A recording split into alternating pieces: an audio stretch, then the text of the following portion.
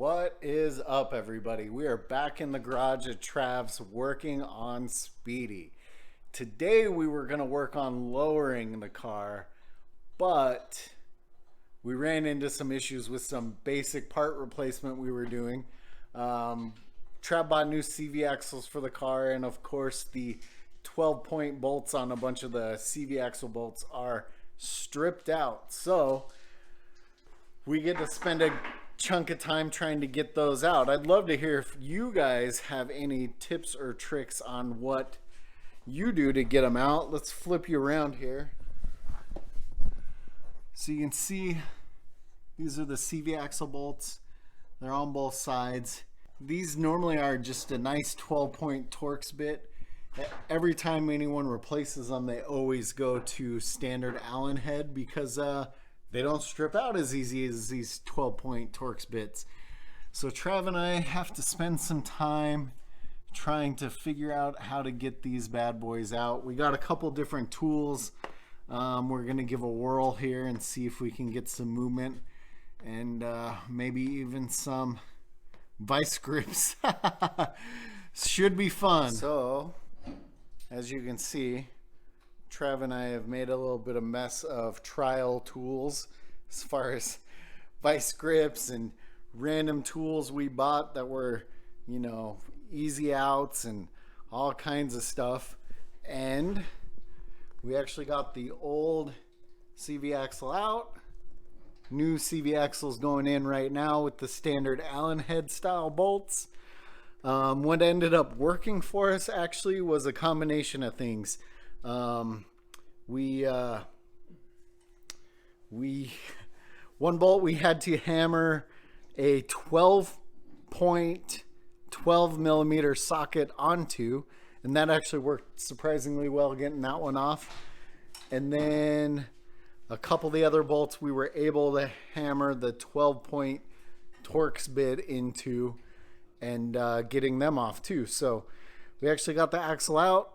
New axles going in. So I was sitting here watching Trav torque the bolts on the CV axle. He's buttoning up over there.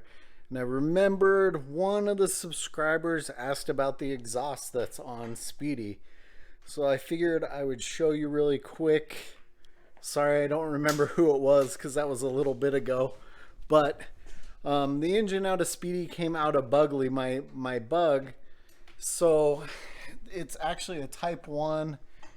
It's got J tubes, no heater boxes. It's a Type 1 exhaust, and it's just one of the tuck-up quiet pack exhaust systems, which doesn't fit awesomely on the thing.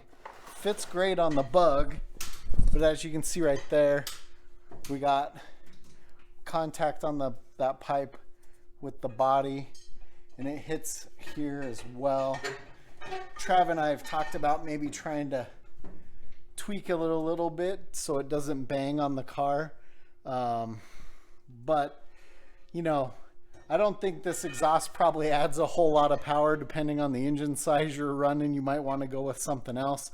On this 1600 single port, it just sounds nice and clean and quiet. It's not a loud exhaust, just a nice, quiet, smooth sounding exhaust.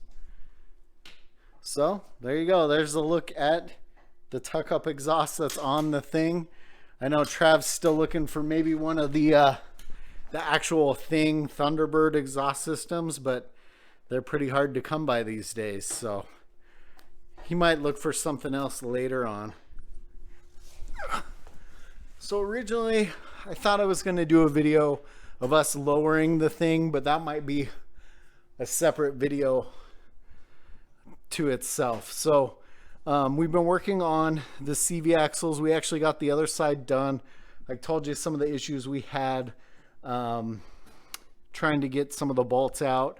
We had to, you know, hammer a 12-point socket on one and just a few different issues. So I keep calling this a Torx bit, but I believe they call it like a triple square if my camera would focus on it. All right. So I had to go straight to the ground to get a little focus. But you can see how the teeth are kind of marked up a little bit.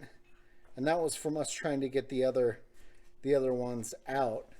Now, the tip or trick I was gonna give you guys, because I've been through this a time or two and Trav hasn't, but look how nasty and coated these bolts are.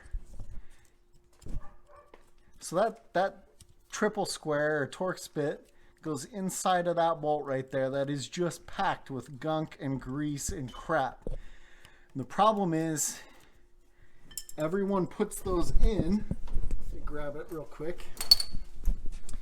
Everyone puts these in, doesn't go in all the way, and you're fighting the CV boot a little bit right there.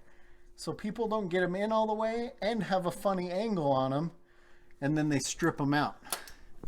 So clean the inside of these bolts, and when you go to take it off, put some pressure on the CV boot so you have a clear, straight shot at that bolt and you don't risk stripping it out. I'm not saying it's never going to strip out, because I've done everything possible to not have that happen to me and had it still happen, but that's one of the biggest things you can do to save yourself some headache, is clean out the inside of these bolts. Couple tips that might help you. So we actually bought this tool a while back to do axle nuts. Maybe on this car, it might have been Pop's car. It was definitely one of them, but this tool helps quite a bit to be able to lock everything in place while you're trying to get those CV axle bolts loose. The other thing is, whichever side you're starting on, I would leave a couple in, not tight, they don't have to be tight, but that way when you go to do the other side, you still have the tool stopping the axle from turning as you're trying to break the other ones loose. So this will be my last tips for this video. Like I said, I originally thought I was coming over to lower the car today, and turned into a changing CV axle day. So, you know, if you notice, the new axles come with zip ties holding everything together. That's to keep the joint itself in one piece. If you've ever had one of these come apart on you while you're working on a Volkswagen, you know it can be fun to try and figure out how to put the balls back in order, and it can be quite a pain to actually get that back together. Now, on brand new axles, they tend to stay together a little easier than older ones, you know, but even the old ones will stay together all right as long as they've still got a lot of grease in them. It does tend to hold together a little bit. Now, each one of the axles Trev got came with 2 packets of grease. Don't be stingy with the grease. I mean, we used, you know, probably 3/4 of the grease packet, you know, packing it into the joint itself, actually pulling down the boot a little bit and packing the backside as well.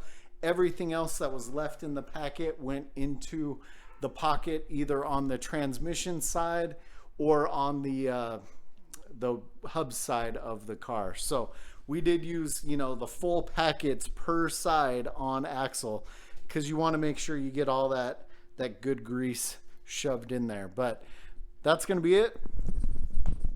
Now the mic's turned around, so it's probably quiet, but that's going to be it for this mileage unknown.